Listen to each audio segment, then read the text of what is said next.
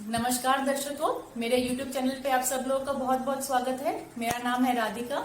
आज मैं आप लोगों को वैभव लक्ष्मी माँ की व्रत की कथा एवं विधि विस्तार पूर्वक बताने वाली हूँ। इस कथा एवं विधि को सुनने के बाद आपके मन में किसी भी तरह का कोई डाउट या कंफ्यूजन नहीं रहेगा। मैंने भी माता के 11 व्रत रखने का संकल्प किया है। आज मेरा 11वां व्रत है, तो मैंने सोचा चलिए इस कथा एवं विधि को आप लोगों के साथ शेयर किया जाए। माता का प्रचार करने से माता बहुत ही प्रसन्न हो जाती है।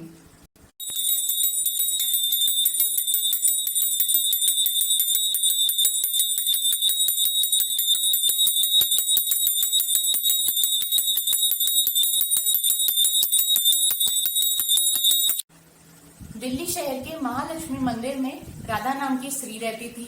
वह अपने पति सेठ गोविंद के साथ रोज मंदिर जाया करती थी। वह माता लक्ष्मी का गुणगान करती, उनके भजन गाती और उनकी बहुत ही प्रार्थना किया करती थी। यह देखकर वहां के पुजारी बहुत ही प्रसन्न होते थे। शाम को मंदिर में आरती होने के बाद ही वह घर जाया करती थी। वह माँ लक्ष्मी की बहुत ही बड़ी भक्त थी। ये देखकर वैभव लक्ष्मी ने भी उसके ऊपर अपनी पूरी कृपा बरसाई हुई थी। उनके घर में धन की कोई कमी न थी। धन ऐश्वर्य सब कुछ था उनके पास। उनका एक पुत्र था जो कि बहुत ही गुणवान था। समय बीतते बीते उनका पुत्र जवान हो गया, पर कर्म की गति कौन जानता है। कुछ समय बीतने के बाद सेठ गोविंद बुरी संगत में फंसने लगे। वह अपने धन की रक्षा करना भूल गए। वह घर पर ना ही खाना खाते थे और ना ही समय पर आते थे, जिसकी वजह से उन्हें व्यापार में भी मंदी होने लगी। धीरे धीरे उनके पास जितना भी पैसा था वो उनके हाथ से फिसलता गया, जिसकी वजह से घर के अंदर सारी सुख शांति खत्म हो गई। राधा बहुत ही दुखी रहने लगी, जिसको देख वह माता से बोलती, हे माँ, तूने मेरे साथ ऐसा क्यों किया। तो उसे एक सज्जन पुरुष की बात याद आई कि जब अगर तुम धन की रक्षा करोगे तभी धन तुम्हारे पास ठहरेगा, वरना वो हाथों से फिसलता चला जाएगा। अब राधा को पति के कारण दुख के दिन देखने पड़ रहे थे। घर में नौकर चाकर, पैसा, ऐश्वर्य, आराम, सुख कुछ ना था। केवल वह दर्द में जी रही थी। उनका व्यापार कर्जे में डूबता गया और अब पति भी राधा के साथ अच्छा व्यवहार नहीं करते थे। कभी कभी तो मारपीट भी कर बैठते थे। यह देख राधा और दुखी होने लगी। एक दिन वह दुखी होकर माता के मंदिर नंगे पांव चलकर गई और महालक्ष्मी से कहने लगी, हे माँ, मेरी रक्षा करो। और ऐसे कहते कहते वो मंदिर की सीढ़ियों पे बेहोश होके गिर गई। यह देख फूल बेचने वाली और मंदिर के पुजारी भागे आए और देखा तो बोले, अरे ये तो राधा है, बहुत दिनों से इसे मंदिर में देखा ही नहीं गया है। तो उन्हें महालक्ष्मी माता के चरणों का जल पिलाया और बोला कि अरे राधा, तुम इतने दिनों से मंदिर क्यों नहीं आई हो। तो राधा बोली कि पुजारी जी, मेरे घर में कुछ भी ठीक नहीं चल रहा है। व्यापार हमारा मंदा हो गया है और पति अच्छा व्यवहार नहीं करता है। यह सुन पुजारी ने उन्हें मंदिर का प्रसाद खिलाया और समझाने लगी, देख बेटी, स्त्री तो घर की लक्ष्मी होती है। वह कभी भी अपने घर को टूटता हुआ नहीं देख सकती। तेरे पति भी बहुत अच्छे संस्कारों में पले थे, पर अब बुरी संगत में फंसने की वजह से ऐसा करने लगे हैं। तू माता लक्ष्मी के व्रत रख। माता लक्ष्मी हमेशा अपने भक्तों को प्रसन्न रखती है। जो ये व्रत रखता है उसे माता शक्ति प्रदान करती है और घर में आने वाले सभी दुख को दूर करती है। यह सुन राधा पुजारी जी से बोली कि हे पुजारी जी, कृपया करके मुझे वैभव लक्ष्मी माँ के व्रत की विधि विस्तार पूर्वक समझाएं। पुजारी जी बोले, बेटा, वैभव लक्ष्मी माँ का व्रत बहुत ही आसान है। ये व्रत हम शुक्रवार को करते हैं।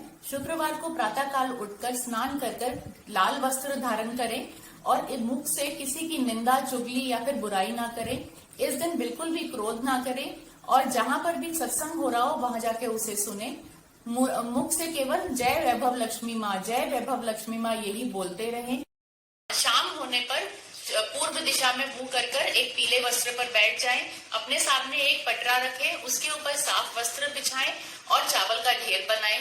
चावल का ढेर बिछाकर उसके ऊपर एक कलश स्थापित करें जिसके अंदर पानी रखा हुआ हो। उसके ऊपर एक कटोरी रखें जिसके अंदर चांदी एवं सोने के आभूषण रखे हुए हो। यदि आप निर्धन हैं तो उस केस में आप सिक्के को गंगा जल से धोकर भी रख सकते हैं।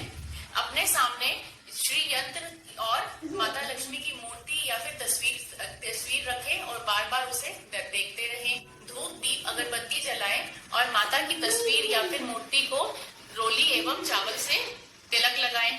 इसके बाद जिस कटोरी के अंदर हमने चांदी या सोने के आभूषण रखे थे उसके ऊपर 5 हल्दी के तिलक लगाए, जय बाबा लक्ष्मी माँ का गुणगान करें और माता के लिए चावल की खीर बनाए और माता की आरती करते हुए उनकी प्रार्थना एवं गुणगान करें। माता की आरती के बाद वह खीर को उन्हें भोग लगाने के बाद सभी भक्तों में बांट दें। यह व्रत शाम के बाद पूर्ण हो जाता है और इस दिन हम सात्विक भोजन ग्रहण करते हैं। इस दिन लहसुन या प्याज का इस्तेमाल घर में नहीं किया जाता है। अगले दिन जो चावल का ढेर हमने बनाया था उन चावल को पक्षियों को डाल दीजिए और कलश में भरे जल को महारानी तुलसी में अर्पित कर दीजिए। जितने भी व्रत का हमने संकल्प लिया होता है, 11 व्रत, 21 व्रत या 51 व्रत, उतने व्रत पूर्ण हो जाने के बाद हम वैभव लक्ष्मी माँ का उद्यापन करते हैं। उद्यापन में अगर आप कुंवारी कन्या है तो आप 12 वर्ष से नीचे की कन्याओं को घर बुलाकर वह कन्या 5, 7, 11 कितनी भी हो सकती हैं, उनका पूजन करें, उन्हें खाना खिलाएं और उन्हें भेंट व दक्षिणा दें। यदि आप विवाहित स्त्री हैं तो आप घर पर 1, 5, 7 या 11 विवाहित स्त्री को बुलाएं, उनकी पूजा करें, उन्हें भोजन कराएं और उन्हें भेंट दें और माता लक्ष्मी का प्रचार करें। माता लक्ष्मी का प्रचार करने के लिए आप उनकी जो पुस्तकें हैं वो बांटे। पुस्तकें कम से कम 11 बांटना जरूरी है, ज्यादा से ज्यादा आप 101 तक भी बांट सकते हैं। इससे माता लक्ष्मी बहुत ही प्रसन्न हो जाती हैं। यह व्रत केवल स्त्री ही नहीं पुरुष भी कर सकते हैं और अगर पति और पत्नी दोनों मिलकर करें तो इन व्रत का तुरंत ही लाभ मिलता है। माता के व्रत की विधि सुनकर राधा बहुत प्रसन्न हुई और उसके अंदर अलग से ही एक उमंग और जोश जाग पड़ा, जिसे सुनकर उसने माता के 11 व्रत रखने का संकल्प कर लिया। अगले ही दिन शुक्रवार था। राधा ने व्रत रखा और उसने माता का पूरे दिल से पूजन और प्रार्थना किया। जैसे ही 3 शुक्रवार बीते, व्यापार में वापस से तरक्की होने लगी, घर के अंदर थोड़ी बहुत खुशियां वापस आने लगी। 7 शुक्रवार बीतने के बाद राधा के पति के मन में बदलाव आने लगा, उसे अपनी करनी का पछतावा होने लगा।